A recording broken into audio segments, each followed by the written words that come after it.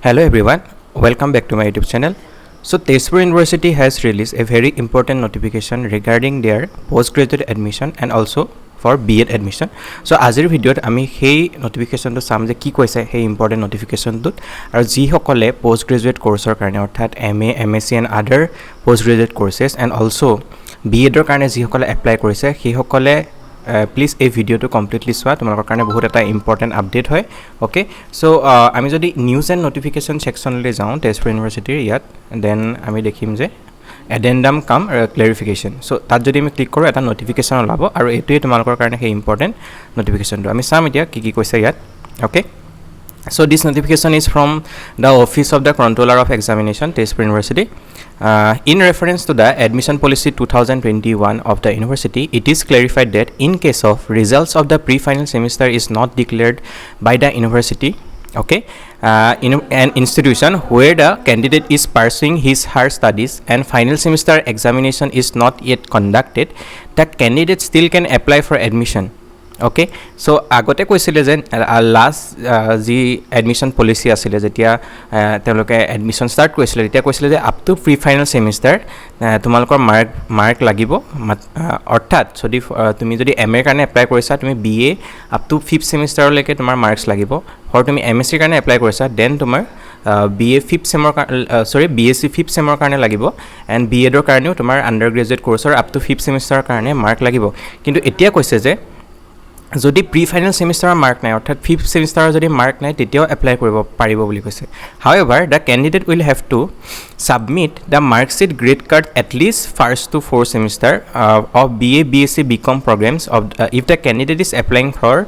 MA MSc MCom MTTM MCA B.Ed programs okay so a MA MSc MCom MTTM and MCA or B.Ed programৰ কাৰণে যদি তুমি apply কৰিছা তেতিয়াহলে তুমি at list up to 4th সেমিষ্টাৰলৈকে তুমি mark তোমাৰ ওচৰত থাকিব লাগিব ওকে আৰু যদি সাইটত বিচাৰিছে দেন তুমি মাৰ্কশিটটো আপলোড কৰিব লাগিব okay B first to 6th semester of BTech programs if the candidate is applying for MTech programs যদি তুমি MTechৰ কাৰণে এপ্লাই কৰিছা দেন আপ টু তোমাৰ 6th সেমিষ্টাৰ তোমাৰ কি লাগিব মাৰ্কস লাগিব okay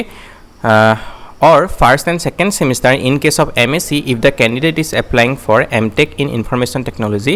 IT, Electronics Design and Technology, Bioelectronics, Energy Technology and Food Engineering Technology FET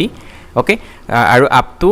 tomar MSc first and second semester lagibo for these courses IT course, Electronic Design and Technology, ELDT, Bioelectronics and FET karone in grading system the CGPA to equivalent percentage conversion formula must be submitted so প্ৰতিটো university এটা different formula থাকে যদি কাৰ্বৰ CGPA থাকে তাৰ পাৰ্সেন্টেজত মানে equivalent পাৰ্সেন্টেজটো উলিওৱাৰ এটা formula থাকে ফৰ তেজপুৰ ইউনিভাৰ্সিটিৰ কাৰণে ফৰ্মুলাটো হৈছে যে তোমাৰ যেটো CGPA তাক পাৰ্সেন্টেজত কনভাৰ্ট কৰিবৰ কাৰণে জাস্ট 10 মাল্টিপ্লাই কৰি দিলে হ'ল কিন্তু কিছুমান ইউনিভাৰ্সিটি বেলেগ হয় ধৰা কিছুমানৰ 9.5 এ মাল্টিপ্লাই কৰে কিছুমানৰ 9.10 এ মাল্টিপ্লাই কৰি -5 কৰে সো সকলোৰে ডিফাৰেন্ট তুমি সেই ফৰ্মুলাটো দিব লাগিব যে তোমাৰ ইউনিভাৰ্সিটিয়ে কোনটো ফৰ্মুলা ইউজ কৰে okay however they will have to submit the mark sheet grade cards of final or pre-final semester as given below before the date of personal interview for preparation of merit list okay mark sheet grade card of 6th semester or at least 5th semester in case of above মানে তুমি যদি MA MSc MTTM B.Ed ৰ কাৰণে apply কৰিছা তেতিয়া হলে তুমি PI আগত yes PI আগত কৈছে yes before the date of personal interview যদি তুমি PI কাৰণে সিলেক্ট হোৱা PI আগত তুমি at least 5th semester লৈকে দিব লাগিব আৰু পাৰিলে তো 6th semester লৈকে দিব লাগিব কিন্তু at least 5th semester কাৰণে মাষ্ট দিব লাগিব before PI okay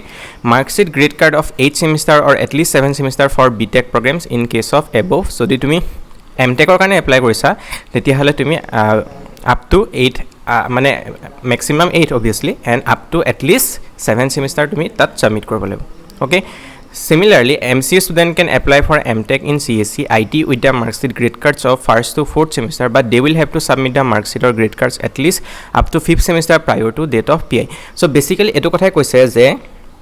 তোমার যদি লাস্ট দুটা সেমৰ মার্ক sheet নাই okay it's okay now you can apply but PI আগত তুমি at least মানে যেটো পেনাল্টিমেট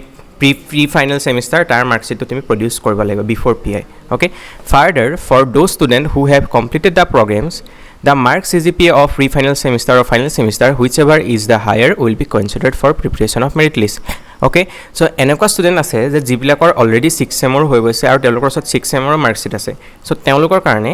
5th ছেম আৰু 6th ছেম এই দুইটাৰ ভিতৰত যিটো ছেমতে তেওঁলোকৰ হাইয়েষ্ট মানে মাৰ্ক আছে সেই সেমিষ্টাৰ মানে সেই মাৰ্কটো কনসিডাৰ কৰিব for preparation of merit list okay PI will be completely by 3rd week of September. Exact date of PI will be notified separately. There will not be PI for selection of candidate for MS in mathematics.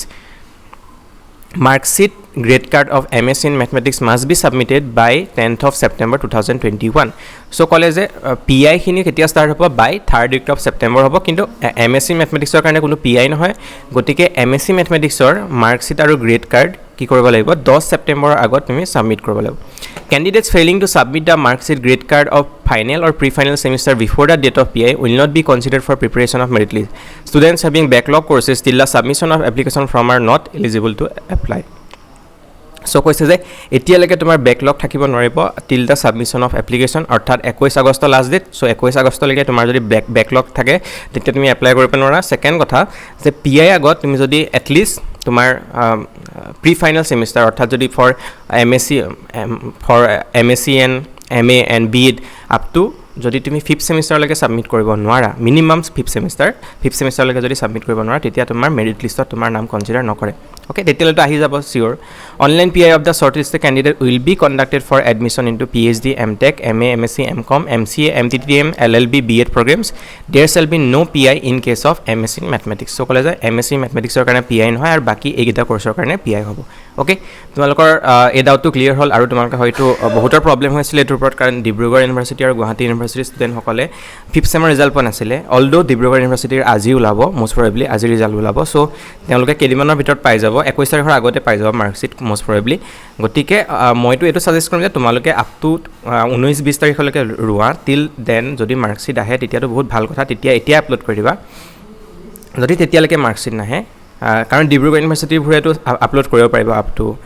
by 21 but Guwahati University ahi jabo lage jodi result nahe তেওঁলোকৰ তেতিয়ালে তোমালোকে up to 4th semester upload কৰি দিবা আৰু before personal interview তুমি তোমাৰ 5th সেমৰ marksheet কিন্তু produce কৰিব লাগিব সো এটো কথা regarding the post graduate admission of Tezpur university আৰু যদি ভিডিওটো চাই ভাল পালা দেন লাইক কৰিবা আৰু নেক্সট ভিডিও লগ পাম টিল দেন বাই বাই